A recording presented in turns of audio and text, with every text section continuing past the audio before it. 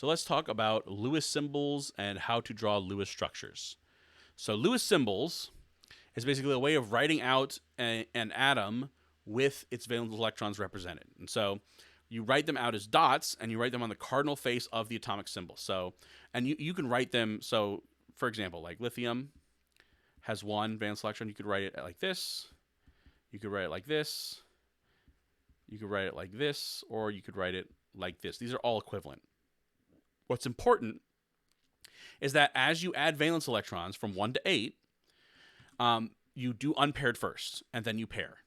So if you'll see, lithium has 1, beryllium has 2, you don't pair them. So it would be incorrect to do it like this. That would be incorrect. Okay? Boron, you have 3, carbon, you have 4. The nitrogen, you see, we start to pair. Oxygen, another pair, fluorine, another pair, and neon, another pair. Okay? And the number of valence electrons is equal to the group number for group A. So carbon is in group 4A.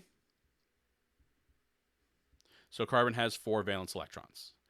And covalency is a number that's basically, this is a useful number. It's how many bonds an atom tends to form, and that's equal to the number of unpaired electrons. So boron has 3, 1, 2, 3 unpaired electrons. Carbon has 4. Nitrogen has 3 unpaired electrons and 1 that's called a lone pair. Oxygen has 2 unpaired electrons and 2 lone pairs. Fluorine has 1 unpaired electron and 3 lone pairs, and the neon has no unpaired electrons, right? So this is what we're trying to get to. We want to get to this, everything's paired up, right? And so carbon tends to form 4 bonds, nitrogen tends to form 3, oxygen tends to form 2, fluorine tends to form 1. That's called the covalency. This is not a hard and fast rule, right? You can form more or fewer bonds depending on the situation. Now, you can't exceed the octet for carbon, nitrogen, oxygen, and fluorine, but we'll get to that in a second. The covalency just gives you an idea of how many bonds you tend to form. And this is single, double, triple, right? So carbon wants to form 4 bonds. That could be 4 single bonds. It could be 2 double bonds. It could be 1 single and a triple. So any combination of bonds that gets you to 4 or 3 or 2 or 1 in any of these cases. Okay?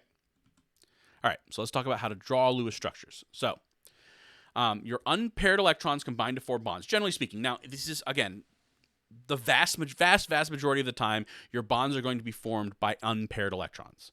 But it is possible for lone pairs to get involved to form a bond all by itself. So typically, you're taking 1 unpaired electron from one atom and 1 unpaired electron from another atom and pairing them together. But a lone pair can become 1 full bond by itself. Okay, it doesn't need to be 1 from each atom. Okay, the important thing is that the total number of valence electrons in the structure is equal to the total number of valence electrons from each of the individual atoms, kind of like the molar mass. And then for ions, you have to add and subtract, but we'll get to that. So you follow the octet rule. All atoms must end with 8 total valence electrons. There are exceptions. We'll talk about those later. But for the most part, all atoms want to end with 8 total valence electrons, except hydrogen, which only needs 2. Each covalent bond counts as 2 electrons for each atom it touches. So if we look at this structure as it's been given to us, this oxygen has 1, 2, 3, 4, 5, 6, 7, 8. Okay? So remember, each bond represents 2 electrons, and it counts for 2 electrons for the oxygen and 2 for the sulfur. So since there's a double bond, this is 4 electrons for oxygen and 4 electrons for sulfur. Sulfur has 2, 4, 6, 8. Oxygen has 2, 4, 6, 8. This oxygen, 2, 4, 6, 8. So everything has an octet that would be a valid Lewis structure. There are other considerations, but that, to start with, is a valid Lewis structure. So with ions, you have to add or subtract from the total number of valence electrons available.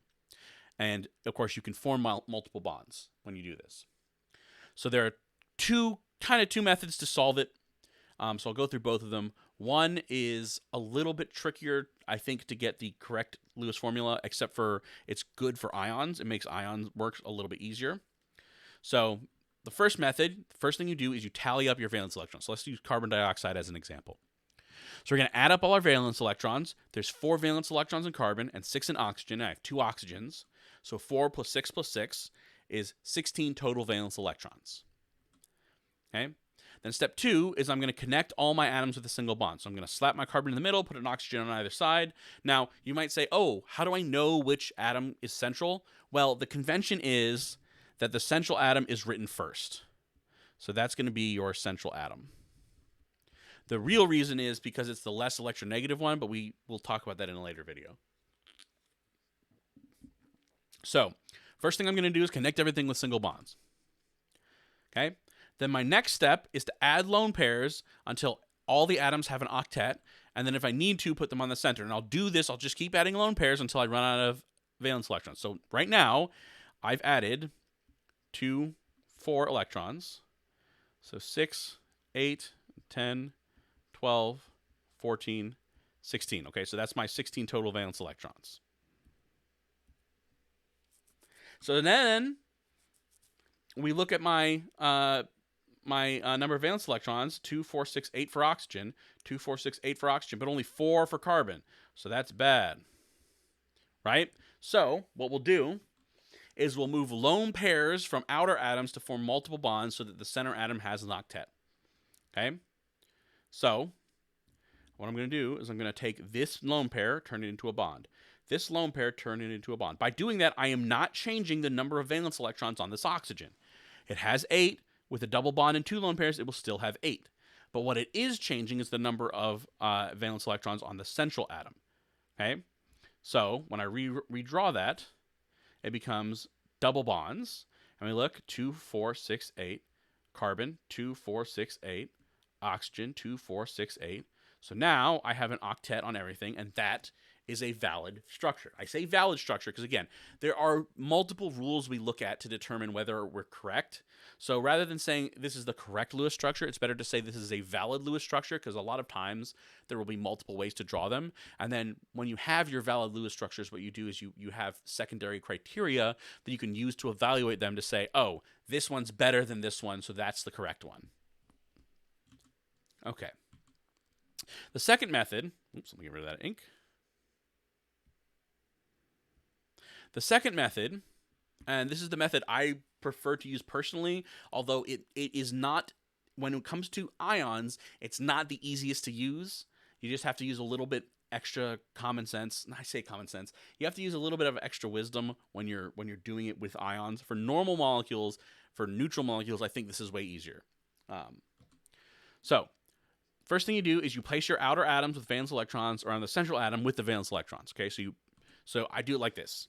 I put everything down, central atom, other ones, and I'm writing out the valence electrons. Okay, so this way I'm not forgetting any valence electrons. They're all accounted for.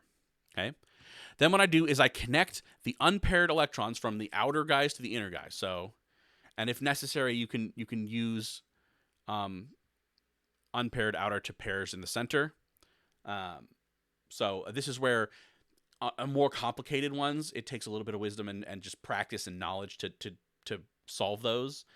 You can always get it if you try at it long enough, but for simpler, which is the more common ones, which is just unpaired electrons pairing up, this is going to be way faster, way more intuitive. So I say, okay, let's pair up these unpaired electrons. So boom, boom, boom, boom. All right.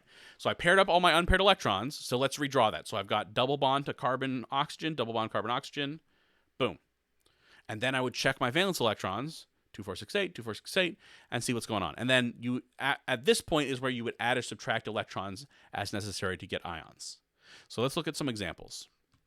So let's draw the Lewis structures for phosphorus trichloride and the carbonate ion. So for phosphorus trichloride, I'm going to slap my phosphorus down and my 3 chlorines, and then it's pretty easy to see that you go 1, 2, 3. So we redraw that, boom, PCl3. For carbonate, it's a little bit trickier. So I've got 6 unpaired electrons on the outer atoms, but only 4 on the inner atoms. So I'll hook up 1 there, I'll hook up 2 here, and I'll hook up 1 there. Okay, well, that's carbon. Carbon cannot have more than 4 bonds. It is not possible. Okay, so then I say, okay, well, I've got unpaired electrons, and generally speaking, you do not want unpaired electrons. Those are called radicals. You really don't want them. So I have a -2 charge, so I get 2 extra electrons. I can put them wherever I want. So I'll put 1 over there and 1 over there, and then when I redraw this, now I have a Lewis structure. Everything has an octet, so that is my Lewis structure. So let's do some practice. So draw the Lewis structure for ammonia. So I've got ammonia. It's got 5 valence electrons. Then I've got hydrogen with 1.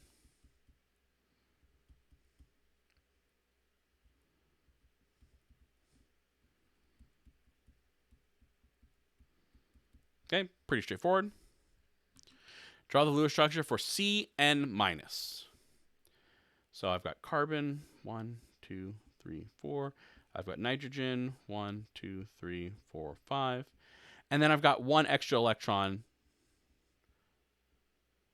right, that I can put in somewhere. So we go 1, 2, 3. And then that nitrogen is going to have an octet, so I can't do any more. But I just take this one and put it right there next to the carbon. It's carbon, 1, 2, 3, nitrogen. 2, 4, 6, 8 on carbon. 2, 4, 6, 8 on nitrogen. That's your structure. So that's it for Lewis structures. Most of the time, they're going to be relatively simple. There are more complicated cases and exceptions, which we'll cover. But really, it just takes practice. Just practice. Pick the method that works best for you, and just look up a bunch of molecules and practice drawing their Lewis structures, and then check your answers. So I really can't emphasize to you enough, the best way to get good at these is to just practice as many as you possibly can.